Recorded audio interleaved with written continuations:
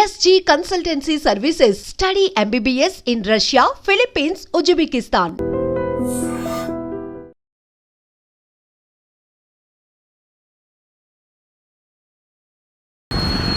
Welcome to IT news. Nalgonda జిల్లా కేంద్రంలో ఓ CI ఉదంతం మరోసారి వార్తలోకి ఎక్కింది. గతంలో శిల్ప అనే మహిళతో ఆ సిఐకి ప్రైవేట్ వ్యవహారం నడిచిందని, శిల్ప భర్త వేధింపులకు గురి చేస్తున్నాడని ఆ సిఐని ఆశ్రయించగా తను శిల్పకు దగ్గరై భర్తపై వేధింపుల కేసులు పెట్టి బాగా టార్చర్ చేసినట్టుగా ఆ రోజుల్లో వార్తలో బాగా సోషల్ మీడియాలో సర్కిల్ జరిగింది.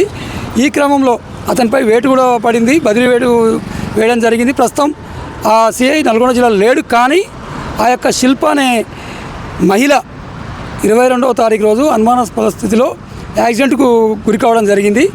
ఆమె నిన్న మృతి చెందడం జరిగింది. అయితే ఈ మృతిపై అనుమానాలు ఉన్నాయి. సదరు సిఐఏ హత్య చేసిందని చెప్పేసి వాళ్ళ తల్లిదండ్రులు ఆరోపించడమే కాదు, ఎస్పీ ఆఫీస్ ముందు ధర్నా కూడా చేపట్టారు. అసలు ఏంటి ఆ సిఐ ఎవరు, శిల్ప వ్యవహారం ఏంటి, ఆమె ఎలా చనిపోయింది, భర్త పరిస్థితి ఏంటి, పిల్లలు ఎక్కడున్నారు, ఈ వివరాలన్నీ ఇప్పుడు తెలుసుకునే ప్రయత్నం చేద్దాం. 2024 డిసెంబర్ 9వ తేదీన ప్రశాంత్ రెడ్డి అనే వ్యక్తి నల్గొండ జిల్లా ఎస్పీని కలిసి అప్పుడు 2 టౌన్ సిఐ డానియల్ తన భార్యను ట్రాప్ చేసి తను చంపుతాను బెదిరిస్తున్నాడని ఫిర్యాదు చేశాడు. తన భార్యతో సిఐ జరిపిన వాట్సాప్ సంభాషణ సాక్ష్యంగా చూపెట్టాడు. దీంతో విచారణ జరిపిన ఎస్పీ ఉన్నతాధికారుల ఆదేశాలతో సిఐ డానియల్ను హైదరాబాద్ మల్టీ జోన్ 2కి అటాచ్ చేశారు. అయితే ప్రశాంత్ రెడ్డి శిల్ప దంపతుల మధ్య మనస్పర్ధల కారణంగా ఆమె 2 టౌన్ పోలీసులను ఆశ్రయించింది. ఆ సమయంలో సదర్ సిఐ శిల్పపై కన్నేసి వశపరుచుకున్నట్లు అప్పట్లో సోషల్ మీడియాలో వార్తలు చక్కర్లు కొట్టాయి. ఆ రోజు నుంచి శిల్ప భర్త తన పిల్లలను వదిలేసి ఒంటరిగా ఉంటుంది. గత నెల మే 22న ఛాయా సోమేశ్వరరావునికి నడుచుకుంటూ వెళ్తున్న శిల్పను గుర్తులేని ద్విచక్ర వాహనం బలంగా ఢీకొట్టింది. దీంతో ఆమెకు తీవ్ర గాయాలయ్యాయి. ఆమెను హైదరాబాద్లోని ప్రైవేట్ ఆసుపత్రికి తరలించి చికిత్స అందించారు. కానీ 10 రోజులు మృత్యుతో పోరాడిన శిల్ప ఆదివారం కన్నుమూసింది. అయితే శిల్ప మృతిపై అనుమానాలు ఉన్నాయని ఆమె తల్లి శిల్ప పిల్లలతో కలిసి ఎస్పీ కార్యాలయంతో నిరసన తెలిపింది. శిల్పను సిఐ డానియల్ హత్య చేసి యాక్సిడెంట్గా చిత్రీకరిస్తున్నాడని ఆరోపించింది. శిల్పతో సంబంధం పెట్టుకుని తమ కుటుంబాన్ని చిన్నాభిన్నం చేసి శిల్ప మృతికి కారణమైన డానియల్ను సస్పెండ్ చేయాలని డిమాండ్ చేసింది. ఘటనా స్థలికి వచ్చిన స్థానిక సిఐ రాఘవరావు తగిన న్యాయం చేస్తానని హామీ ఇవ్వడంతో ఆందోళన విరమించింది. దీంతో తండ్రి గ్రామమైన పిట్టలగూడానికి శిల్ప మృతదేహాన్ని తరలించారు. ఏది ఏమైనా వివాహేతర సంబంధం ఎప్పటికైనా నష్టం చేస్తుండడానికి మరో ఉదాహరణ నిలిచింది శిల్ప మరణం.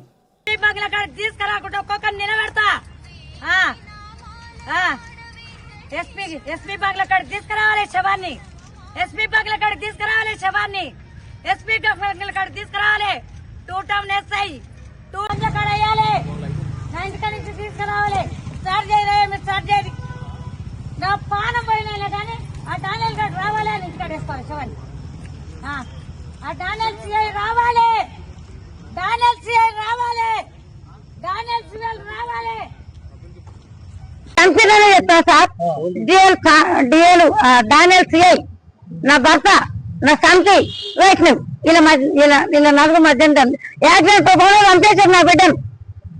అంతే అవసరం ఉంటుంది కాబట్టి సంబంధం ఆయన దగ్గరనే ఉంటుంది.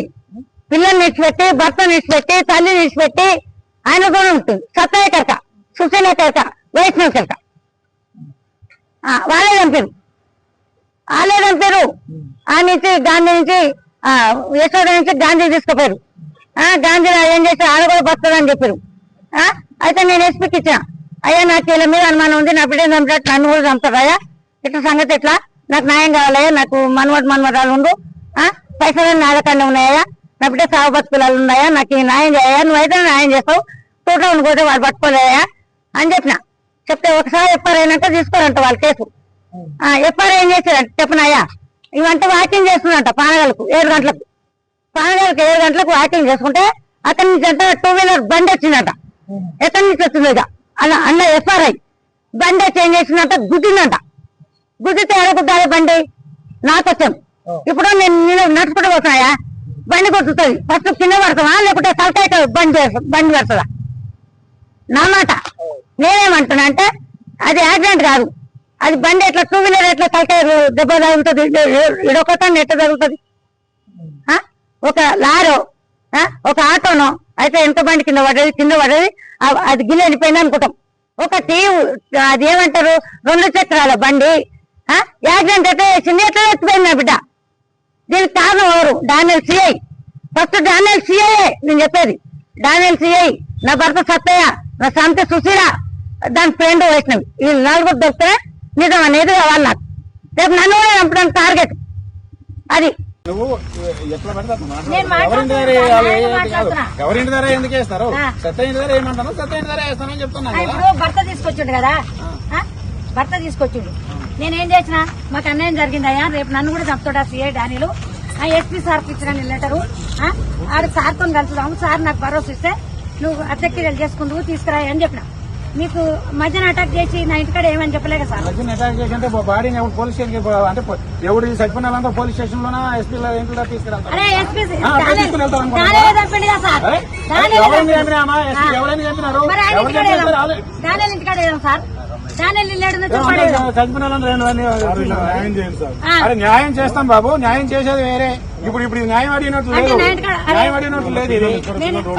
అది ఆల్రెడీ వీళ్ళు వచ్చినారు చెప్పినాను, మేము ఆల్రెడీ ఎంక్వైరీ చేస్తాము, కాల్ డీటెయిల్స్ తీసుకున్నామని చెప్పినాను. చెప్పినావు సార్, నేను ఏమంటున్నా చెప్పలేదు అన్నాను అయ్యా, నేను ఎస్పీ చెప్పలేదు అన్నారా, మరి ఇంకేంది, సిఐ చెప్పలేదు అన్నాను అయ్యా, మరి ఇంకేంది. నేను అన్నే కదా. సారు సస్పెండ్ చేస్తాను మాట ఇచ్చింది సార్. ఇదివరకు సస్పెండ్ చేసాడు, మళ్ళీ ఎక్కండి. అది సస్పెండ్ చేయలేదు, అప్పుడు అటాచ్ చేశారు జస్ట్. ఇప్పుడు సార్ డిఎస్పీ సారే చెప్పిండు సస్పెండ్, పొద్దున్నే సస్పెండ్ లెటర్ రాకపోతాడు రెడీ అన్నాడు. మరి సార్ చెప్పాలి, ఇప్పుడు సార్ చెప్తుండే.